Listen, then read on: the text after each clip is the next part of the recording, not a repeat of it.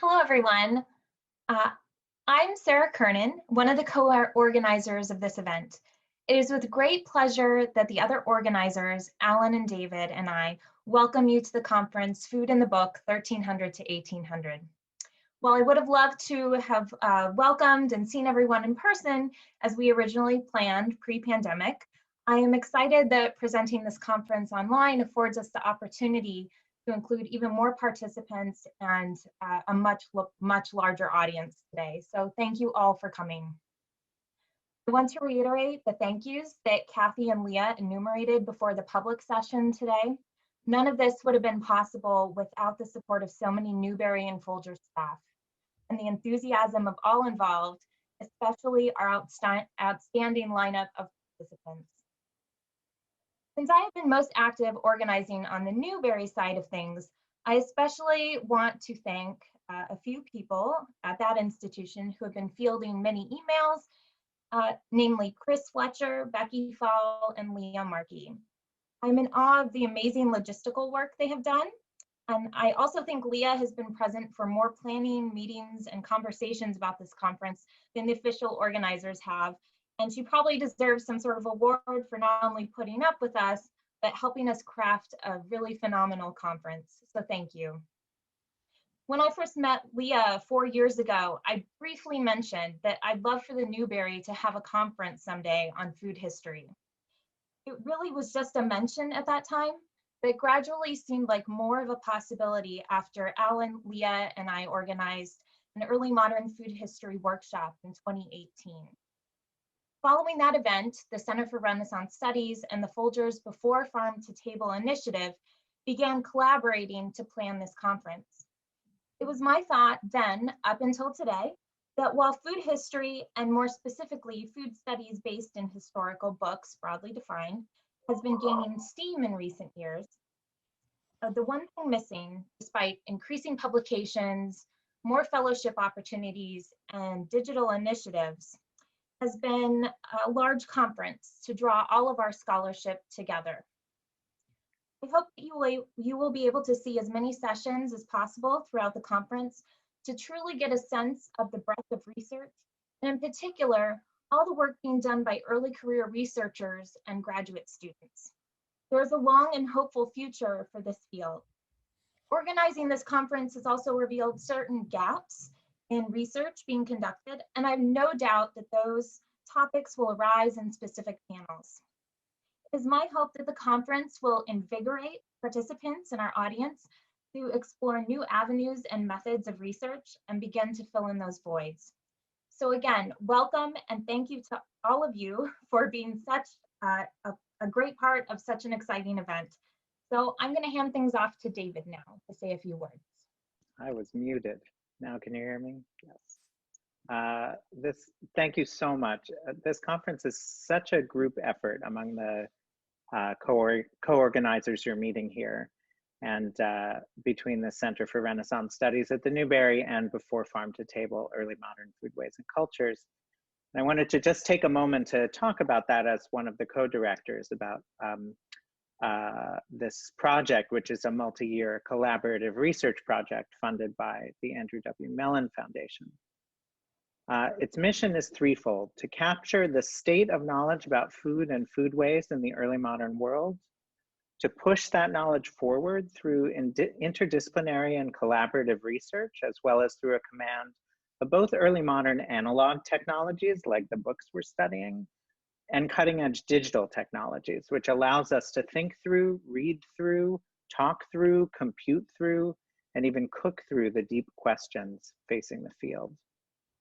And then third, to engage with communities beyond early modern studies and beyond academia in order to use all our knowledge in the service of the most pressing issues facing our food systems today, including systemic and local structures of injustice and inequity, concerns about food insecurity, hunger, and famine, questions about how food shapes cultural and individual identity, and the impacts of growing and consuming food on the global environment. I want to take a moment to introduce verbally the other members of the Before Farm to Table team. All of us are involved in various ways in the conference. So you'll see everyone's smiling faces before too long. And you can see some of the work we're doing on our website at www.folger.edu. My fellow co-directors are Amanda Herbert, Associate Director at the Folger Institute, and Heather Wolf, Curator of Manuscripts at the Folger. Our team also includes 3 astoundingly talented postdoctoral research fellows, Elisa Tersini, Michael Wafton, and the newest member of our team, Neha Vermani. The project is seamlessly coordinated by Justine DeCamillis, and it is overseen indefatigably, I should add, by Kathleen Lynch, Director of the Folger Institute, who you met during our public program. I also want to thank the former members of the team who were with us for the first 2 years of the project and who have gone on to even more exciting adventures, if that's possible. Jack Bouchard, who served as one of our postdoctoral research fellows, and Jonathan McDonald, our former project coordinator. In the past 2 years, the project has produced collaborations and conversations with chefs, activists, and food policy experts, with the Folger Theater, the Third Rail Performance Company, the Folger Consort. We have trained high school students, undergraduates, graduate students in early modern foodways. We've hosted conversations with junior and senior scholars from a variety of food-related fields. We've led transcribathons of early modern recipe books, developed reading copies and a searchable database of those books. We've spoken to audiences all the way from specialized international conferences to the general public. We've experimented with early modern recipe recreation and interpretation. We've produced exhibits, symposia, articles, blog posts, and we're really just at the beginning, at least, of building this learning. We're really hoping that the conference, this collaborative conference, will help push all of this forward. There are so many ways in which we have yet to understand how food operates in the world and why it matters. Food is a fundamental life and death phenomenon, but it also cradles all the nuances of culture and experience, pleasure, trauma, power and oppression, metropole and margin. To study this subject is to shoulder a heavy responsibility to discover and communicate about how food has shaped and continues to shape our world in myriad ways. This conference brings together a dazzling and thoughtful group of people to demonstrate the current state of our knowledge about food in and through the book, while moving that knowledge forward through a network of collaborations within and well beyond academia. So thanks again to the Before Farm to Table team, to our colleagues at the Newberry Library who have been so amazingly generous and capable, and to my fellow co-organizers. And I hope that all of you will have the chance to enjoy and participate in the conference over the next 2 weeks. And now it's my pleasure to turn matters over to Alan. Thank you. Yes, hi, I'm Alan Grieco, and speaking last out of the 3, what happens inevitably is that lots of the thanks have already been said, but I would like to add my own without remembering all the people, and there are many, many people that have been involved in all of this. And maybe the only thing that I would add to what has been said, which I fully agree with, is that this conference grew out of a little seed, because I remember sitting with Leah Markey on the top floor of the Newberry 2.5 years ago, which now feels like it was another world because of what has happened, and talking about the possibility of working out some kind of a big conference, because from the very beginning we thought it should be a big one. And then of course she had the great idea of getting in touch with the Folger, and anyway, I won't go through the whole genesis, but it grew and it changed a lot. The one thing that I felt very much that was important, and that has come to bear on the way this conference has come together, was that, as you probably know, food history maybe took off a little bit earlier in Europe and a little bit later in North America, but North America has literally exploded since the 90s. And but there's been a little bit of a parallel development, and not always enough, maybe not enough exchange between these two. And so this was also, the idea here was also to try to, as much as possible, put together different traditions, different approaches. And as you will see in the lineup, there's a certain amount of either Europeans or people who at least have been working in the European tradition. And so I'm very pleased that this has come together that way, because I think it's important that while the ideas circulate, not just recipes, but also ideas, or maybe recipes for, doing food history. I think I would just end it here, because introductory talks are always relatively uninteresting.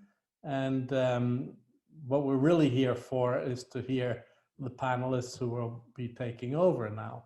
So thank you, everybody. And I hope you all enjoy what's coming in the next 2 weeks.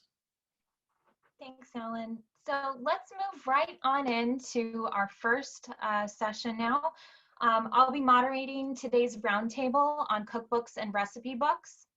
Due to time constraints, I will not be providing introductions for each presenter. So for their bios, please refer to the PDF titled Presenter Bios, now available on the conference program website. Each of our presenters will initially speak for only 5 minutes. However, all of the remaining time will be devoted to discussion and responding to questions from the audience. And audience, if you have any questions, please use the Q&A feature on the bottom right of your screen to submit those to us.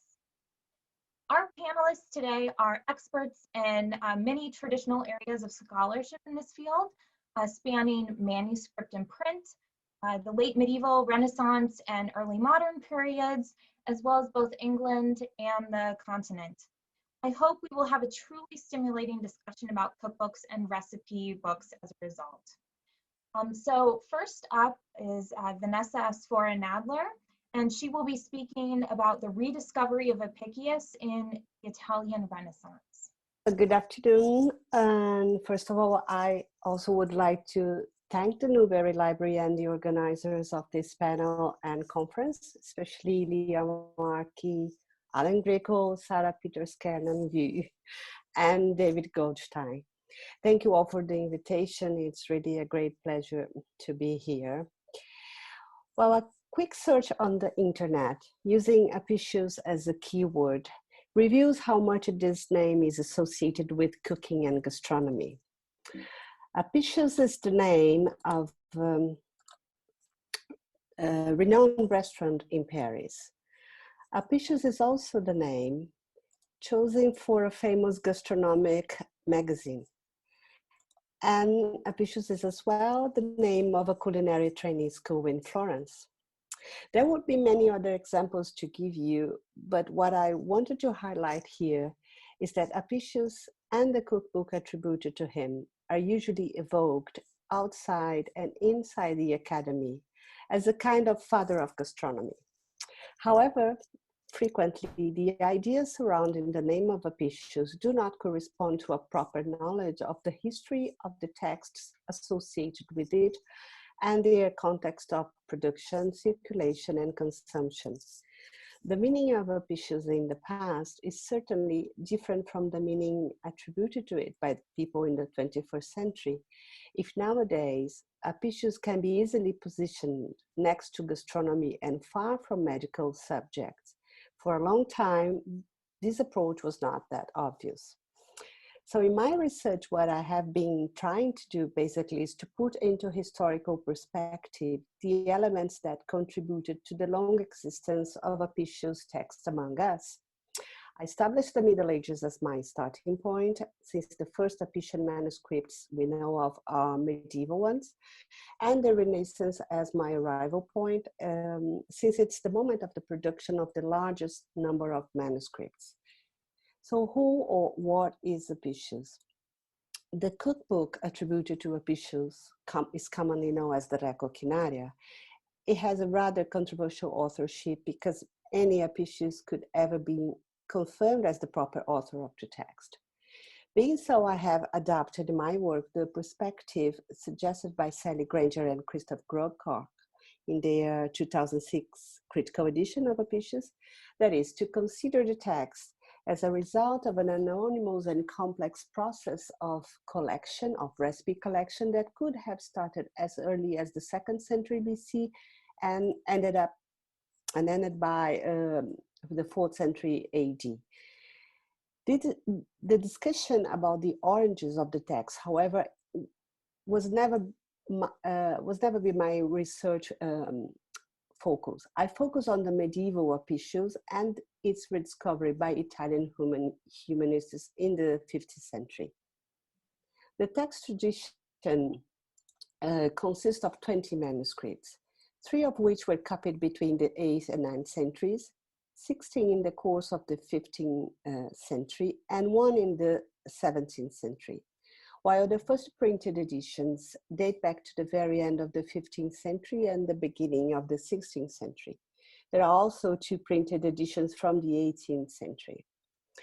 There will be many things to tell you about the manuscripts I have studied so far, but I have chosen to finish this very brief talk with few words on the possible ways of consuming Apicius in the 15th century Italy. So firstly, Apicius might have been consumed as an object. Apicius, in this case, Apicius manuscripts would be kept in restricted places, as for example, a studiolo, and it might have functioned as an object of consumption, ostentations, consumption, object of luxury, rather than a book to be read for its recipes. And secondly, as a text, this happened when readers became interested in their recipes as a vehicle of knowledge. For example, the recipes might begin to be seen as sources for the study of, for example, Greek, the Greek language, or medical issues. This last topic suggests the need to look deeper into what actually surprises us. The fact that Apicius belongs at that time in a category other than cooking. In fact, the research has indicated that since the Middle Ages, there was a shared idea that Apicius could be read or used as a text for the study of materia medica. One other thing the study of Apicius in those periods suggests is the need to think more carefully about the ancient and medieval classification of knowledge and how they are related or not related to modern science. This has important implications in the way cooking and medicine are understood in the past. And I believe the Apicius could be an important example or contributions in this direction. Thank you very much.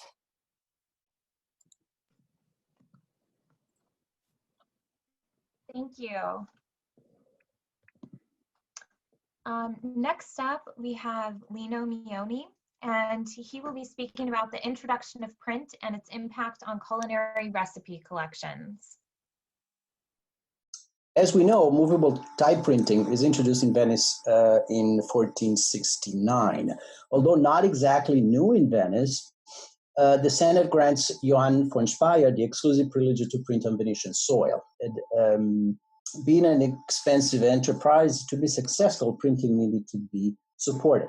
His first printing privileges protect the production of printed books, while at the same time it prohibits the sale of books printed elsewhere, which is also kind of an interesting thing. When it comes to the printed culinary recipe collection, the first printed cookbook is printed in Latin. Although not exclusively a collection of culinary recipes, Platinas de Honesta Voluptate e Valentudine is the first printed cookbook of the Western civilization that disseminates culinary recipes. We will have 20 editions in Latin between 1475 and 1541. Printed culinary collections in vernacular language will follow pretty easily. I put there the first titles being printed in German, French, and Italian. Now, if we look, I hope this works. If we looking at printed culinary collections in vernacular Italian, there is one title that by far is the most frequently printed. The Opera Nuova chiamata Pulario, this is the title of the first edition, will have 50 editions between 1516 and the 1700s. Just to put it in context, the second most printed culinary recipe collection, Mrs. Bugo's Banchetti, will be republished 20 times.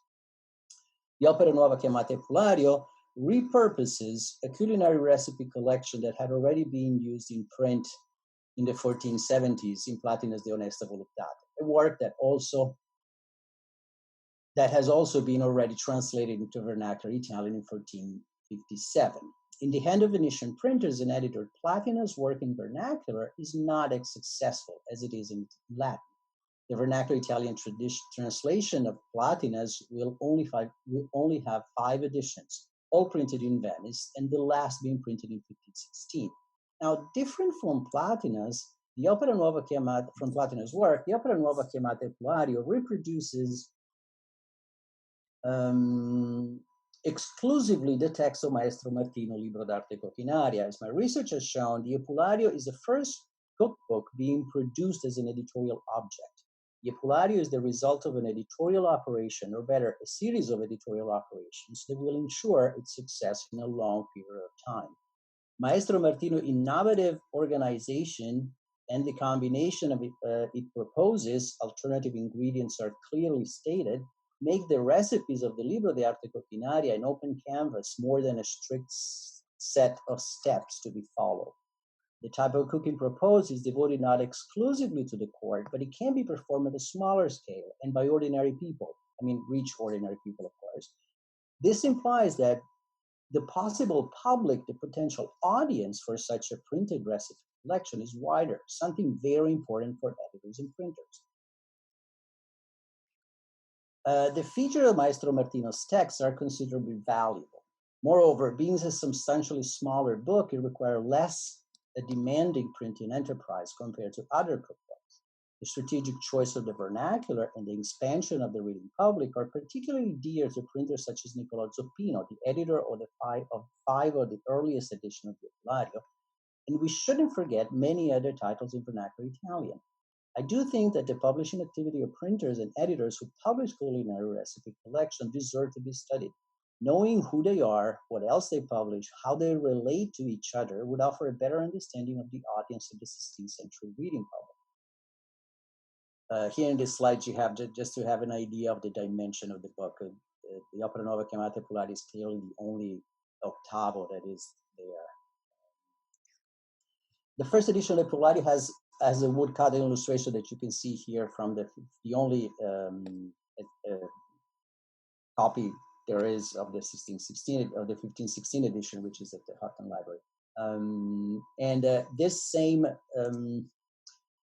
same woodcut will be reused over and over again by another editions of the Epulario. And as you can see, the last one that will be used is the 1555 Giovanni Paduano Ayres edition.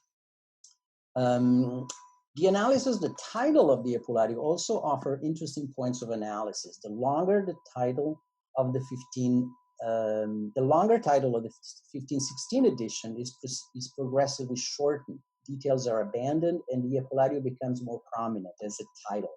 In bold, I've kept the text that is kept, and in italics, I put the text that has been added, and underline the thing that has been stripped away.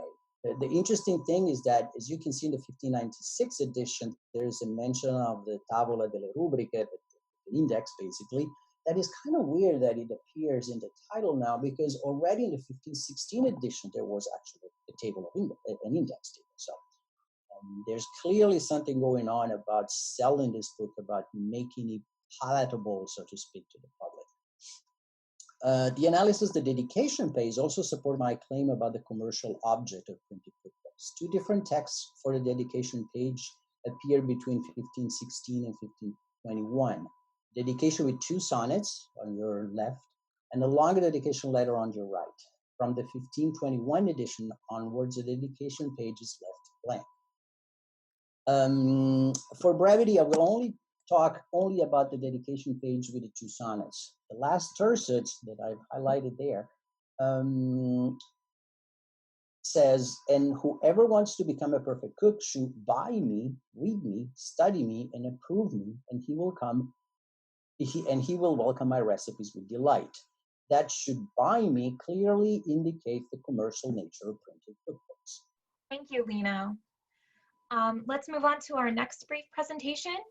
Carolyn Nadeau, she will be speaking about the legacy of the early modern Spanish cookbook. Thank you so much. And let me just begin by thanking not only Sarah, but also David, Alan, and Leah, and then more broadly the Newberry and the Folger for organizing this. Okay, so today I'm going to talk about the legacy of the early modern Spanish cookbook, first with a little background to contextualize that, then focus on two specific works of the time period, and then move into legacy of one of the cookbooks. So just a little bit of background. Maria del Carmen Simón Palma, the historian, has identified 635 editions of different diet and cuisine manuals between the 15th century and 1700 in Spain. But of those titles, two really stand out and mark the history of early modern cooking manuals. The first is the Book of Cookery, the Llibre de Cook, which was first published in Catalan in 1520 and then translated into Castilian in 1525.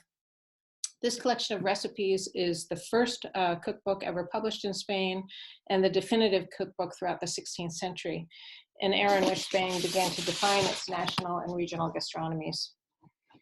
The second cookbook, and that's the one I'm going to focus on today, is Francisco Martinez Montino's Arte de Cocina, Pastelería, Bizcochería, and Conservería from 1611.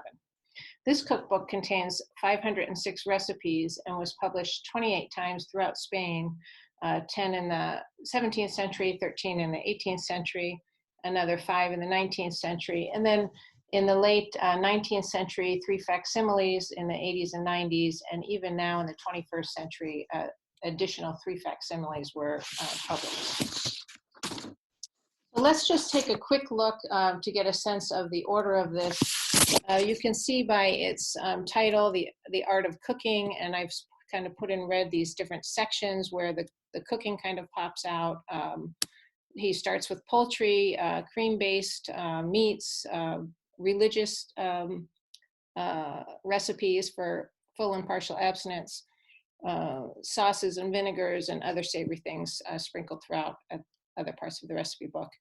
In terms of pie making, we have 2 significant sections here. Both contain savory and sweet pies. And then for the pastry section and other baked goods, you'll see these sections later on in the book. And then he kind of finishes off with the preserves of fruit and vegetables. There's 2 or 3 recipes for pickling and jellies.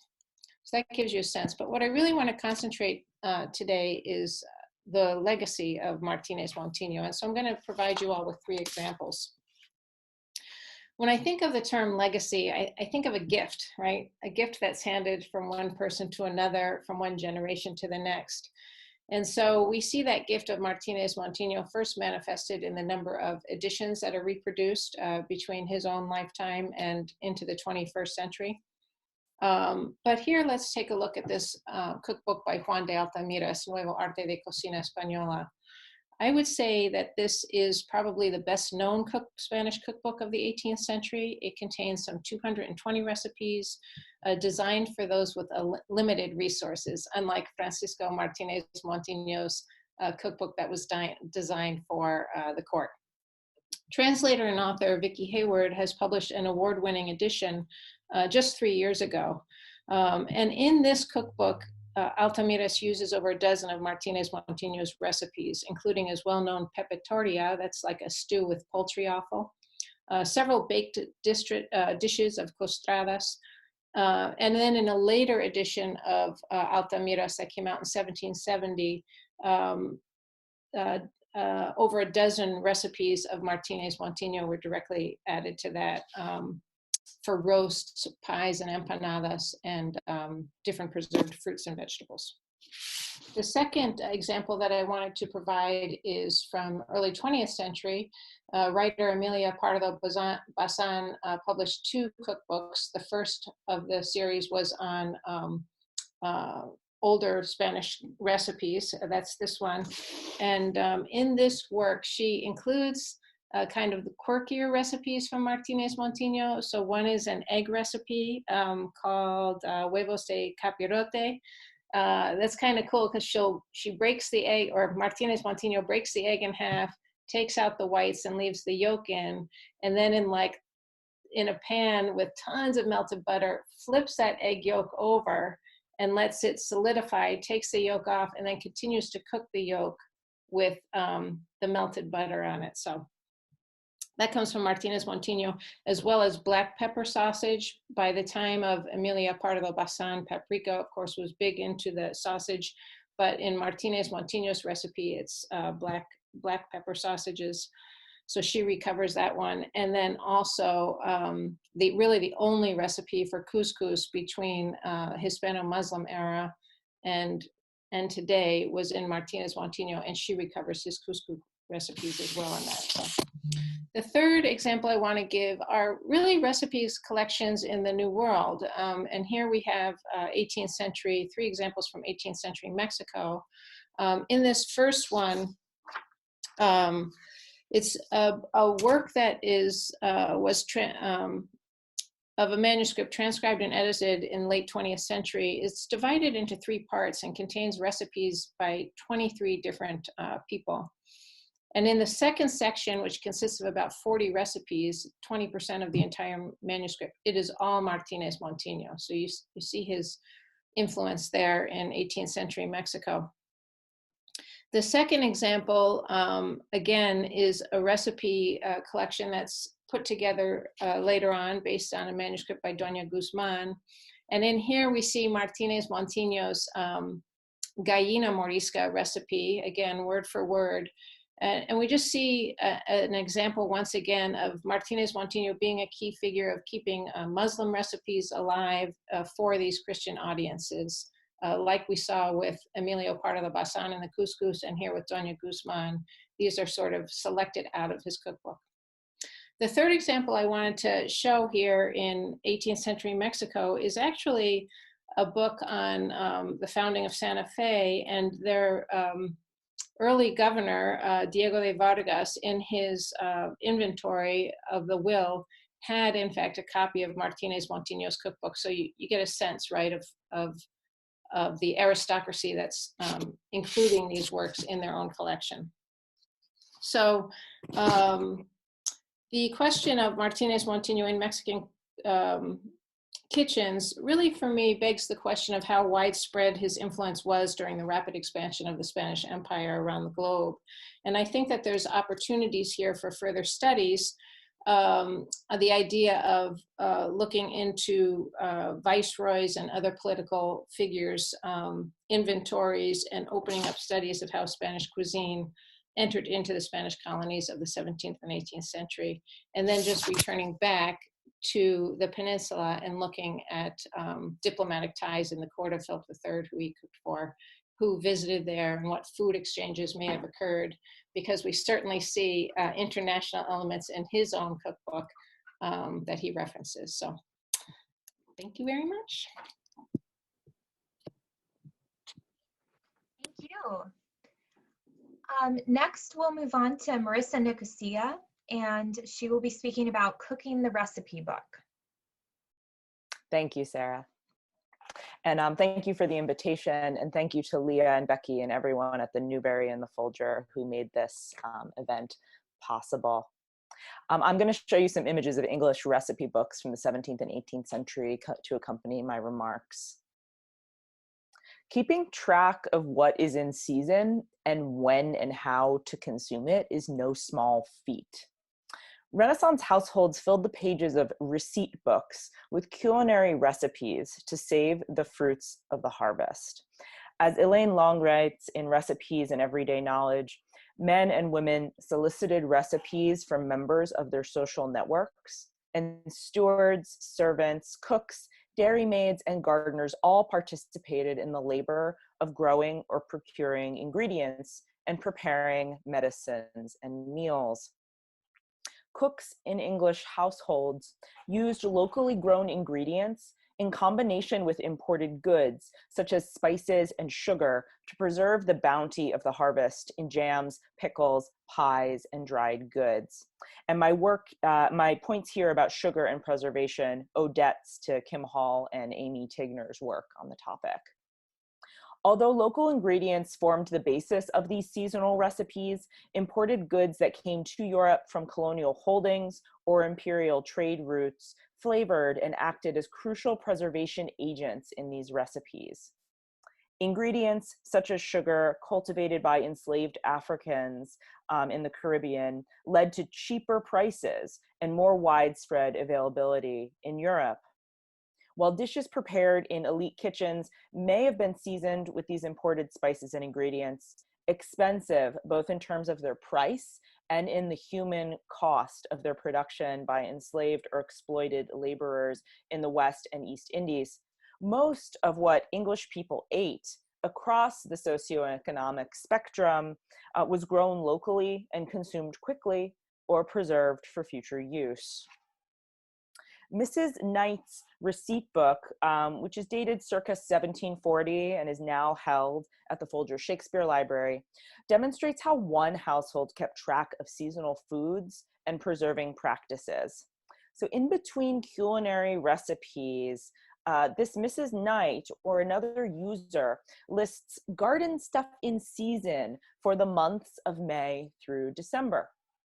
The May entry on this list enumerates an array of vegetables that are ready to eat, but it also notes that this is the ideal month to distill herbs into tonics and waters for medicinal and culinary uses throughout the year. So for May, asparagus, cauliflowers, cilsia, lettuce, cucumbers, peas, bean, artichokes, scarlet strawberries, kidney beans, distill herbs this month. Likewise, the August entry mentions that cucumbers for pickling are ripe and serves as a reminder that annual pickling of this crop and likely others should commence in earnest. So August with an abbreviation. Cabbages and their sprouts, cauliflower, artichokes, cabbage, lettuce, carrots, potatoes, turnips, some beans, peas and kidney beans, radishes, horseradish, onions, cucumbers for pickling, garlic, melons. Eating seasonally requires culinary creativity by paying attention to what was growing in the garden, when it was ready to pick, and what might be done with it. The users of recipe books like this one could make the most of their harvest. This manuscript includes many recipes for pickling, drying, candying, potting, and jam making that Knight and other members of her household could use to preserve the stuff from the garden.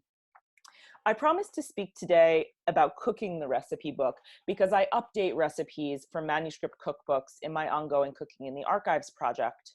But I also know that I've just spent most of my allotted 5 minutes speaking about saving the seasons, how recipe books offer us a window into what was in season when and how Renaissance households may do.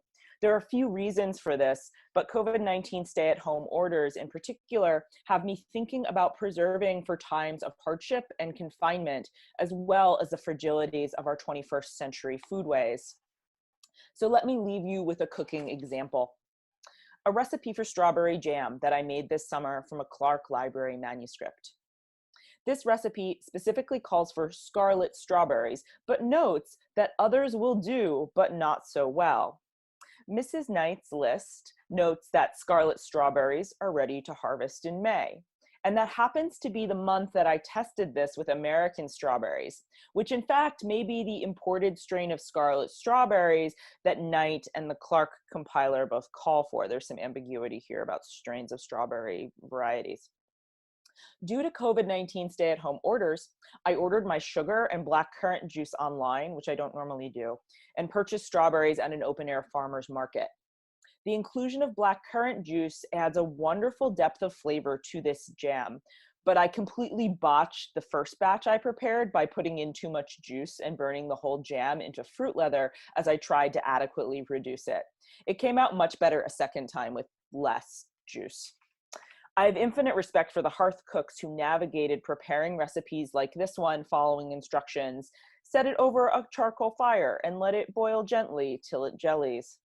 The embodied practice of making the jam, acquiring the ingredients, the failed batch, the successful batch, had me thinking about thrift, recipe writing as technical how-to literature, the sources of ingredients and the ethics of foodways, the connection between the preservative power of sugar and the insurmountable cost of sugar to enslaved laborers in the early modern period, and the risks essential food workers have undertaken daily since March to keep us fed. Cooking these recipes for preserves again, conducting recipe trials anew, offers us a way to reflect upon the nameless communities that were responsible for making those recipes possible, both in the early modern era and in the 21st century. Thank you. Thank you, Marissa. Our final presentation will be Amy Tigner, and she will be speaking about a taste for cake in 17th century recipe manuscripts. Presentation today is called A Taste for Cake in 17th Century English Recipe Manuscripts. And I began this study by thinking about a quote from Shakespeare. So it's from Twelfth Night. Sir Toby Belch proclaims to Malvolio, "Dost thou think because thou art virtuous, there shall be no more cakes and ale?" And I just, I think we think a lot about, cake, but at the same time, do we really think about what cake means? And so I started thinking about cake recipes in the 17th century as a way to sort of think about the cultural and technological and network changes, and also the networks of people who were exchanging recipes. So the 17th century allows us to see a narrative of England's burgeoning engagement. I don't know if, let's see, I can't really read this. And burgeoning engagement with global exploration, colonization. Sorry, I can't see, I have to get rid of this. How do I get rid of this? There we go. And commerce. And the development of chemistry and technology and the elusive networks of communities of recipe exchange. And in the longer paper, I look at 3 different recipes as we move through the 17th century to think about the kind of changes that are happening and how we can essentially read a recipe to think about cultural issues that are happening in a culture. It's funny that Marissa mentioned this because, of course, I'm going to talk about sugar and slavery. Cake's dependence on imperialism, slavery, and trade is especially significant, given that one of the key ingredients that makes cake and distinguishes it from its predecessor, bread, is, of course, sugar. And I've got a little image there of this is slaves that are doing all the kinds of labor that's involved in sugar making, though it wouldn't have happened all in one picture. The English and other Europeans, with their insatiable desire for cake and other sweetmeats, fueled the ongoing slave trade that costs so much in human blood. And I can't really go through the statistics, but the amount is really tremendous that goes up in the 17th century from about a pound, I'm trying to remember, it's about a pound per person per capita to something like 20 pounds by the end of the century. So, and the English really got into the sugar business in the mid-century, and then they really took off in the 1660s, and we see in the cake recipes a huge increase in the amount of sugar during this period of time. So chemistry and technology also changes. The 17th century saw a divide between the ingredients and the chemical properties in recipes for bread and for cake. The difference in ingredients thus created the need for distinctive technological changes in the kitchen. So early cakes were really much more like what we would think of as kind of fruit cakes or fruit breads. They were sweetened with currants usually, or raisins, and they were leavened with yeast, and they didn't have any kind of container. They were just kind of clunked onto a piece of paper that would be put into the oven and baked. And so because it was more like bread, it didn't really need any kind of container. But As the century goes on, the introduction of eggs comes into recipes. And so what we see with the addition of eggs generally in cake is that the egg protein produces a more tender crumb, the fat from yolk enriches the batter, and the action of the whisking traps air and aids that in the rising. And a lot of these recipes call for like an hour and 15 minutes of whipping the eggs. When I make these recipes, I use a mixer.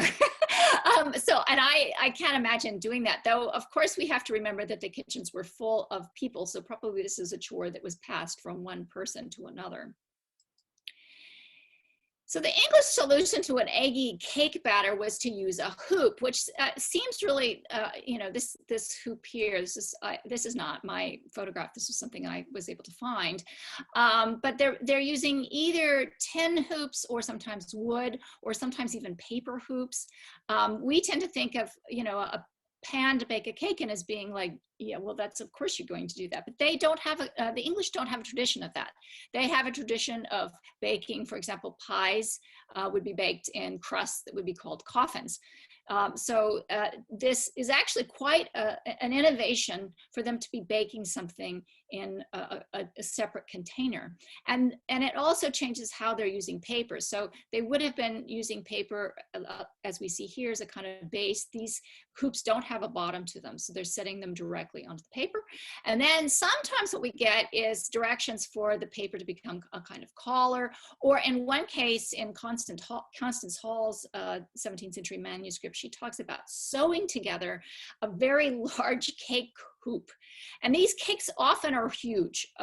One recipe I looked at, the Fetty Place recipe, it calls for a peck of flour. That's about 12 pounds. So it makes an enormous cake. So some of these hoops would be expandable also. This is the pau de ló, which is a recipe that comes from Anne Fanshawe, and it's a Portuguese recipe that she gets. She's the wife of an ambassador to the Iberian Peninsula, and so she has recipes from Spain and from Portugal. Something else that's quite interesting to me in these recipes is how it shows networks. This is a recipe, a seed cake, Mrs. Taverner's Way. This is from the Granville family receipt book, which starts in about 1640 and goes into the 18th century.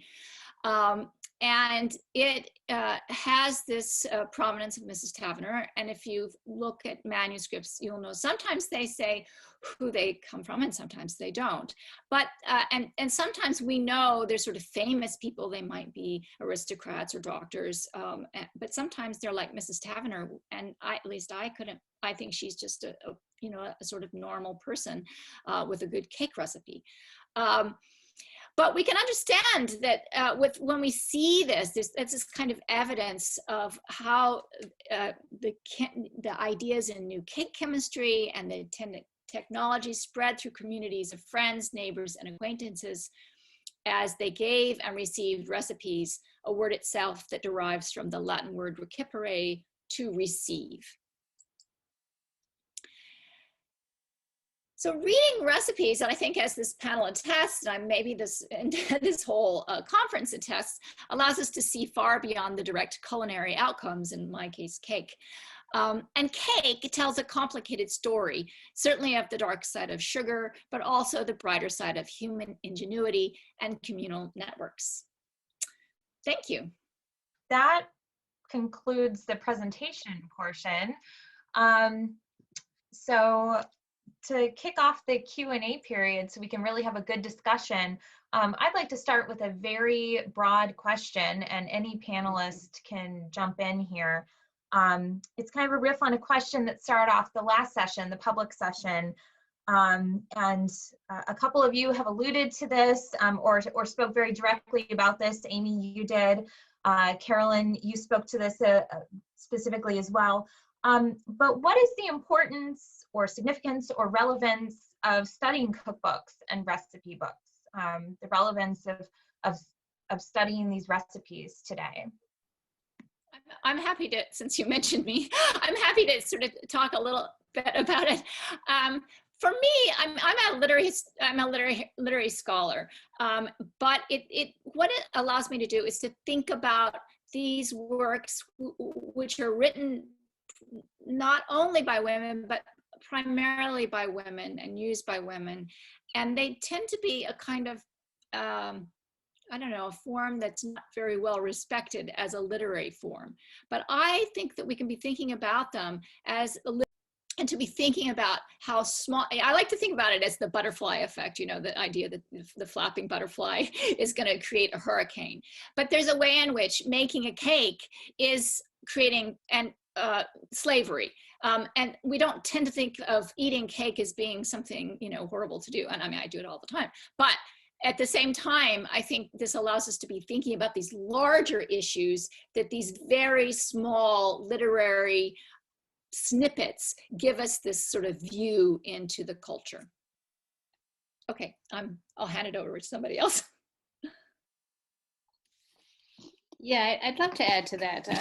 Like Amy, I too am a literary scholar, and I feel cookbooks and recipes, we study them for really the same reasons we do any humanistic inquiry, right? To understand our past. But cookbooks offer insight into the cultural and social identities of people of the early modern era. So I think looking at these cultural artifacts, thinking about the ingredients, thinking about the flavors, just tells us something about the community and the time period in which they were written. They can highlight regional, ethnic, international cooking practices and tastes. They can they reveal things about identities in terms of gender, in terms of ethnicity and religion. And they're ways to understand what was valued at the time period. Additionally, they're prescriptive texts, and they really help to visualize kitchen spaces and kitchen equipment. They describe in detail forms of presentation, dishware that's used, color and shapes and of the arrangements, details to garnishes. The other thing I think that they do is they help us to understand a little bit more who was in the kitchen, right? They provide insight into the life of the master cooks in terms of the courtroom cookbooks, the court cookbooks, and then others who worked in the kitchen as well. And they give a sense to the reader of how cooks think about food. I think in this cookbook, you know, the one that I've been working on, the Martinez Montino, you really get insights just in the margins of the recipes. It's not about, I mean, of course it's about, you know, what the instructions are, but then there's the side comments about taste, about who he's cooking for, about who's in the kitchen with them. So for all those reasons, I think it's important to study cookbooks. Can I add one thing? Yeah, I just want to add the historian perspective, since Amy and Caroline are from literary studies, but I think everything is together in when we deal with cookbooks or recipe books. The interdisciplinary work is really necessary, but I think specifically for historians, cookbooks offer a very different perspective to study societies and their particularities, because we are always looking for changes and the specificities, we as historians, and working with the traditional written sources sometimes give us not such a wide or broader perspective to get closer to men and women from the past. So for us, it's really a very rich material to deal with in search of these particularities, specificities. I think that recipe books also, we are kind of bound to this idea that a recipe is just to cook, and we are just looking into those steps in how to proceed from operation 1 to operation 2, and when to add ingredient 1 and when to add ingredient 7, for example, right? But I think that at least in the text that I've been analyzing, there's so many other aspects of it. There are many aspects. There are a lot of technological information. I mean, just the fact that counting time, of course, that is not done by minutes and seconds, for example, or calculating temperature. or also, for example, the knowledge that is behind any action that a cook takes. There are several recipes in Maestro Martino where, while he's saying how to cook something, he also says that if you do it in a different way, that preparation will last longer, but you will lose taste on it. By refrying a second time or frying a third time, you will lose taste. Whereas if you fry it only once, you will have the better taste. But frying 3 times, it will enhance the possibility of that specific preparation to keep longer. So I think that there is a lot of things there that looking at culinary recipes also, sometimes it breaks down a little bit some assumptions that we made. Sugar was present in Europe, not to disregard the importance of sugar, of course, with the expansion, the transatlantic expansion, but sugar was there, spices were there. It's just another way of arranging things. Moving on to another question. One of the people in our audience has raised a question, and I think it's just so timely right now. Marissa, when you were presenting and you were speaking about ruining a batch of the jam that you were preparing, that got this audience member and me thinking about how we can think about recipe practicality and scarcity and waste, especially in times where we can't access all the ingredients that we need, or there is widespread hunger or restrictions to food, physically or financially. So could any of you, Marissa, if you want to start, or anyone else, speak to some of those issues in the cookbooks and recipe books that you're working with? I'm happy to speak to that, and I was really excited to see that question come up in the chat, in the Q&A chat. And I don't have a good answer for it, but it's something I'm really thinking about. I'm thinking about it in my recipe recreation practices. I'm thinking about it when I'm reading manuscript cookbooks. I'm thinking about it in my own household as I'm trying to make do with what I have. And I guess the thing that I'll say that I see in English manuscript cookbooks is a prevalence for collecting a lot of recipes for what seem to be pretty much the same thing. So whether it's another receipt for plague water because you want to have as many plague cures as you can possibly have in your recipe book, to all sorts of different kinds of apple chips and peach chips that are dried in the oven, and different pickle formulations and different seasonings, and those recipes that you that you might only use once a year, or you might only use when there is an outbreak of plague. There are so many more of them in the cookbooks, in the recipe manuscripts, than for things like brown bread, which people didn't necessarily need a recipe for because they made it every day, because it was part of embodied culinary practice. So it wasn't written down. It wasn't part of the economy of exchange that Amy talked about, where the recipe was a gift from one person to another. So I think that copia, that abundance of recipes for preserving, gets at a real constant thread of scarcity that came up a lot in the public panel before this one, as well as kind of throughout our own.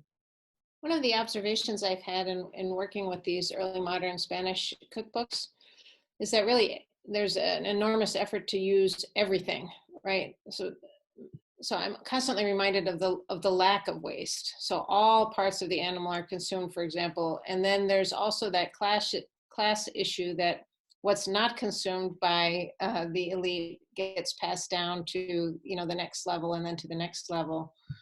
So it's just a nice reminder of the consciousness, I guess, of that notion of waste or lack of waste. It also comes through in some of the recipe books for preserving. A lot of us have talked about that today. Not only fruits through the seasons, but also meat products, salting practices, brining things. Yeah, I also wanted to actually, David Goldstein writes about this. Hannah Woolley, who is the first woman, English woman to write cookbooks and publish them in the mid-17th century, writes about sort of reusing meat products. And her cookbook is interesting because it's not really aimed at it's called the queen-like closet. So it's aimed at a more middling class trying to become as if they were wealthy, but she gives them sort of, tips and tricks about how to do things. If you can't afford this, you can, you can do this. And one of the recipes is sort of, you can, I can't remember it exactly, but you can use this cheaper joint of meat instead, and you can reuse, you can use meat that you hadn't used in this other dish. So there are ways in which, the sort of leftover practice is definitely alive in some of the recipe books. I mean, it depends completely. If you're looking at a court book, that's a very different kind of cooking than a kind of a book that's used in a middling class, or even in a state which might be feeding a lot of people, as what Carolyn was talking about, the sort of the passing down of food to the point where eventually the leftovers get sort of handed out the door to beggars or something that might be part of that whole economy, food economy. In the case of apicius, we do find some recipes regarding the better way to preserve certain kinds of food.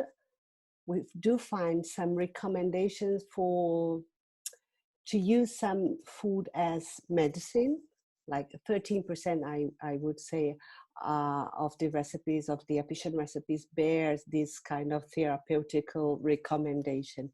But since I don't work with the food stuff or the consumption of these preparations, because I deal with the reading and the consumption, abstract consumption of apicius in the Renaissance, I don't go further into these details. But thinking apicius related to the ancient period, or at least that period where the circulation of its recipes might have happened, maybe those recommendations for preserving or for treating people were real ones. Well, we've had a question that's more historiographical in nature. So if anyone would like to try and take a stab at responding to this.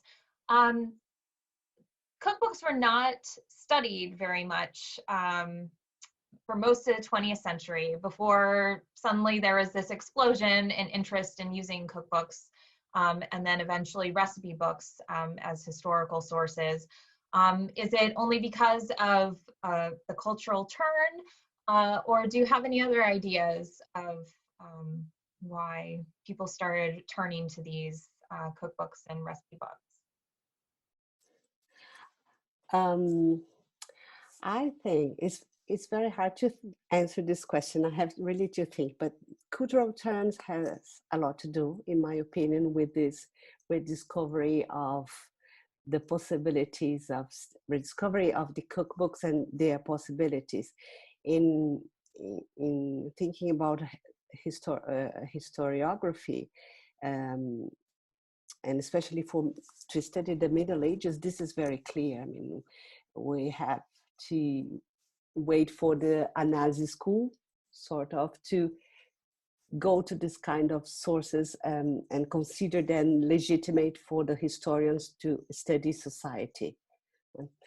But maybe there is also something else, and something related to media, to food starting to appear more frequently in the media in general, show TVs.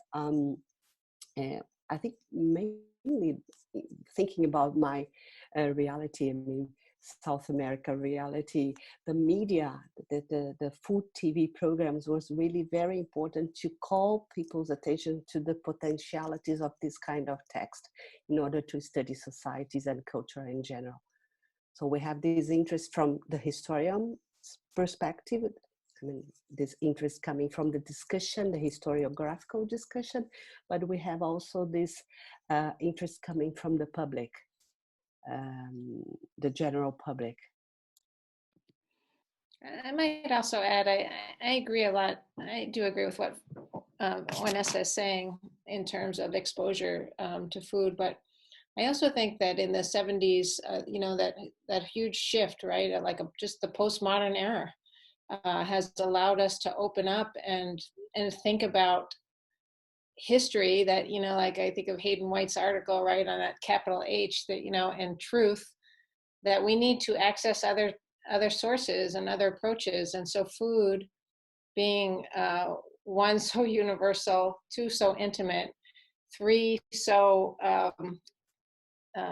prevalent in everyone's life, it seems to me like an obvious way to explore the past. So it seems like a natural progression. I think that the food shows actually kind of come out of that shift of approach to understanding the world. And following a little bit of what Carolyn has been said, I think that there's also at least there's also a connection between the abundance that we think we have about food nowadays and the accessibility of food that we have nowadays. I mean, there's always this question, right? Why we almost never have a written testimonial of the kitchen of poor people, right? Or is it's way harder to find out. It's only in the moment in which food is abundant that there is also the necessity, historically speaking, the necessity to record it, right? It always come out from moments of where food is either in the Renaissance courts, where food is used just to assert power, right? But food is kind of an accessory. So I think that also, as Caroline says, with the 70s, 60s, and 70s, with the fact that food has become a commodity, right? And we have a way easier access to different food items. There's also some sort of a going back to the recorded history of how to prepare food that might be at play. There was also, I think that is, there's always this big problem with cookbooks, right? How much cookbooks do reflect actual cooking, or is it more a wishful thinking about how we eat and how we, which is kind of an interesting problem, right? Which is also have to do with cooking shows nowadays. How much that is actually we as TV users, we use that for learning, for developing skill, or is it just to kind of a guilty pleasure of sitting back and eating some snack while we're looking at this wonderful food to be made? And then this is also true for for culinary recipe collection being produced.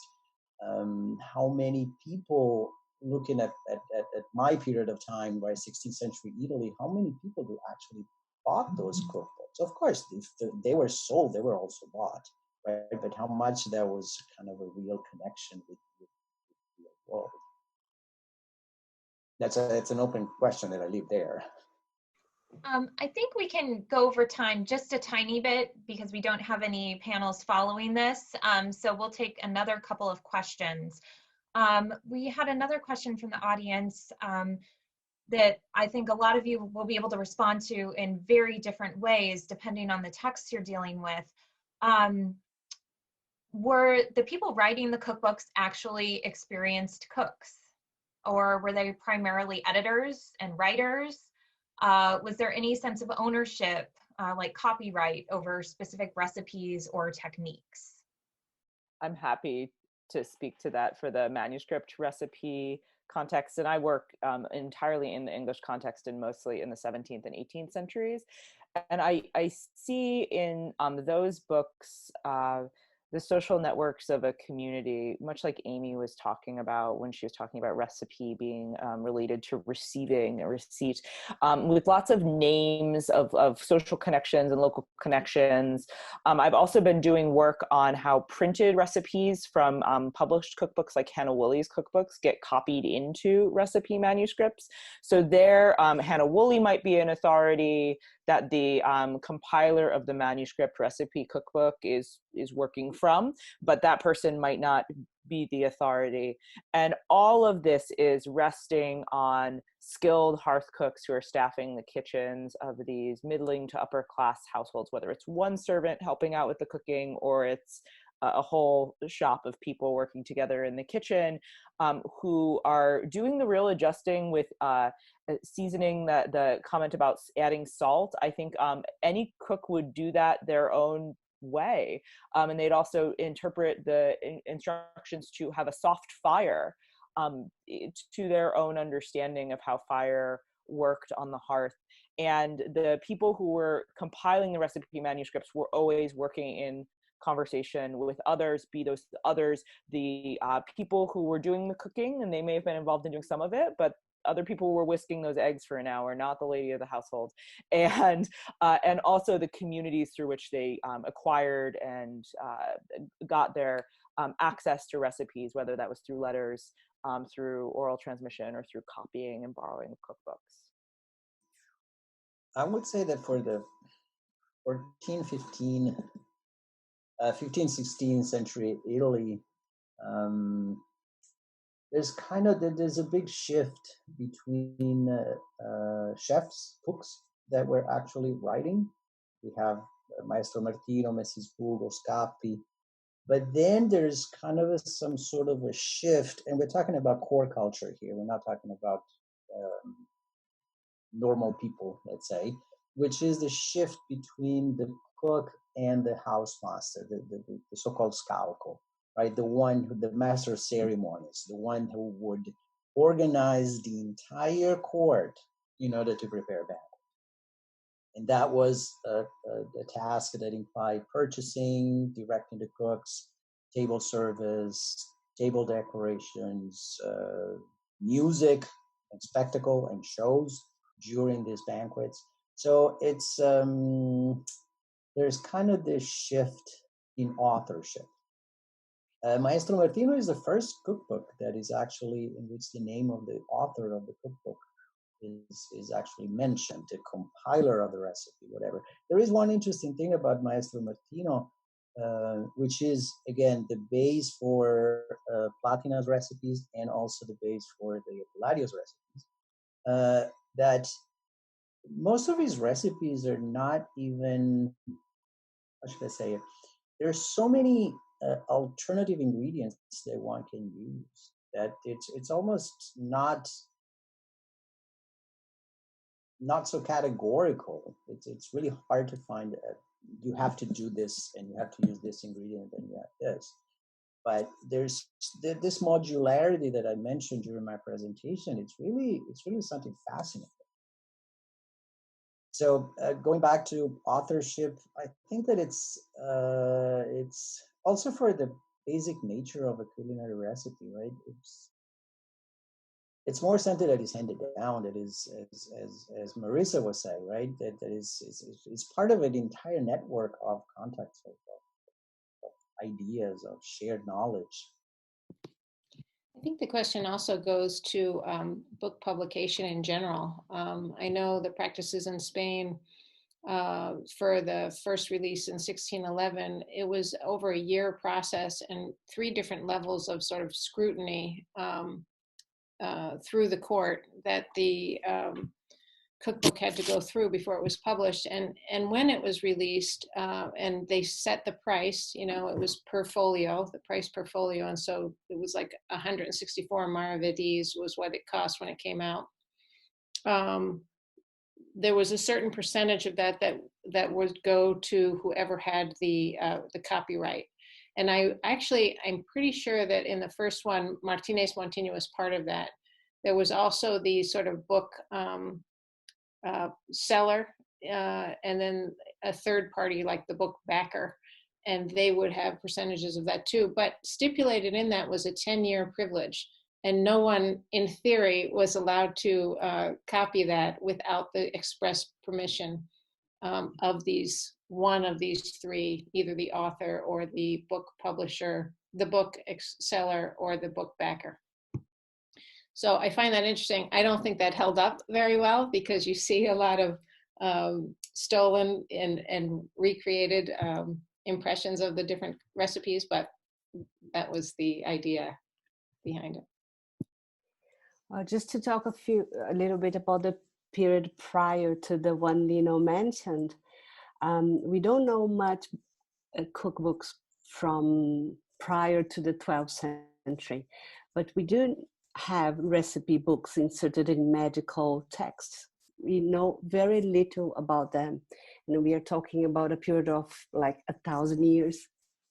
And so what I have to say is that I want to call the attention of the importance to know better this huge period of silence in historiography, but not in the documentation. We do have things to study there. We have these recipe books that maybe are culinary, maybe are dietetic, maybe are a mix of that, of the two things, but we still have to study them. So because they are all anonymous, we have very few information to design a profile of these people who wrote recipe or cookbooks in the Middle Ages before the 12th century. So it's interesting how we don't know much about it yet.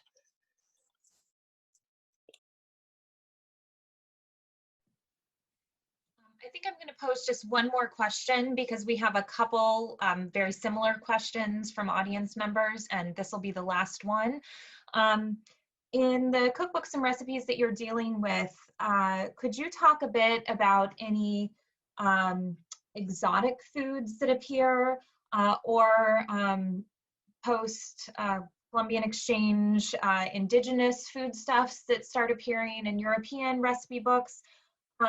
And also, what kinds of things were being viewed as exotic in recipes, and how were they being assimilated over time?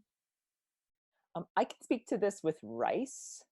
So we don't tend to think about rice as a particularly exotic ingredient. It's a really important foodstuff globally, but rice really picks up in English recipe books from the mid-17th century through the 18th century as a very popular ingredient. And that's because rice, either strains that were brought by enslaved Africans or were selected for cultivation in consultation with enslaved Africans, were being grown in the Carolinas in the Americas and being shipped over to England in greater volume. So once the Carolina Rice Kitchen took off, again at great human cost to the enslaved laborers who were working in these wet rice fields, rice becomes a exotic and desirable food on the British table. So that's not a new world food being transformed, but that is a moment of transformation in what a particular ingredient meant culturally and who had access to it. So on a couple of different levels, it's been interesting to me looking at the exchange between Spain and the New World. The cookbooks that I found, all of them, and there's not that many, but all of them in the 16th and 17th century don't really attend to New World products. It's not that they're not there. They're certainly there because you see them in works of art, you see them on the stage, mentioned in the plays, they're in poetry, they're in novel, I mean, they're everywhere except the cookbooks. But in the case of Martinez Montino in 1611, it's curious, the one that he mentions is turkey, and it's the opening recipe. So it definitely has a privileged space. And then it comes up a couple times throughout the recipe. He has in his prologue a mention to potatoes, but there are no recipes. The potatoes don't show up in the recipe book. And it's not really in cookbooks, it's a slower entry. So you don't see the prevalence of tomatoes and potatoes until really the mid 18th century. They start showing up in the cookbooks. Chocolate is pretty different. Chocolate comes in hard and fast. It comes in through elite circles, and there are rapidly treatises on chocolate, debates, on the morality of chocolate. So that sort of has a different trajectory than, say, potatoes or tomatoes and other products coming in from the New World. But they're there for sure because, like I said, looking at other manifestations of textual and visual manifestations, they're in Spain. So. Well, thank you. Oh, Amy, yes, absolutely. Go ahead. Yeah, well, Carolyn mentioned chocolate, and chocolate's one of my favorite things to talk about and eat.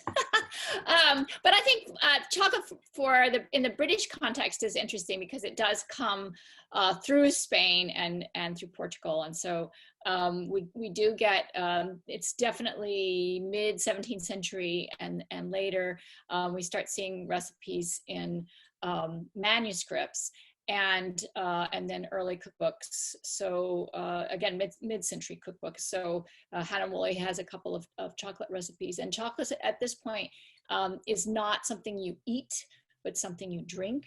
And there are almost immediately changes that are made to chocolate. It's a cold and bitter drink for the New World. It becomes hot and sweet.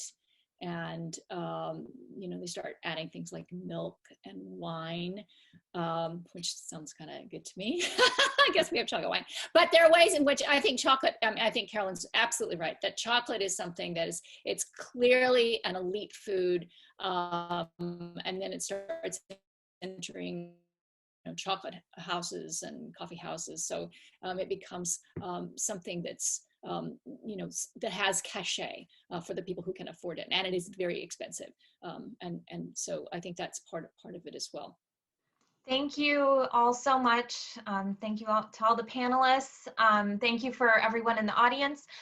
There are a lot of questions that we were not able to get to, so we are going to be distributing those in writing to all the panelists, and maybe if you're really lucky, you might get a written response at some point on those. But thank you all for participating and attending today. Hey, Sarah, when you share those questions, will we have access to people's emails to be able to respond to them? Oh, that's a good question for people behind the scenes. Does anyone want to type a response? Yes, in some cases, but maybe not, but sometimes yes. So some people who are very lucky and we know who you are, you might actually get a response, and we'll do the best that we can in getting responses to you. So thank you. Thank you very much, Sarah. Thanks, Sarah. Thank you all. Thank you, Sarah. Thank you all. Very interesting panel. Thank you.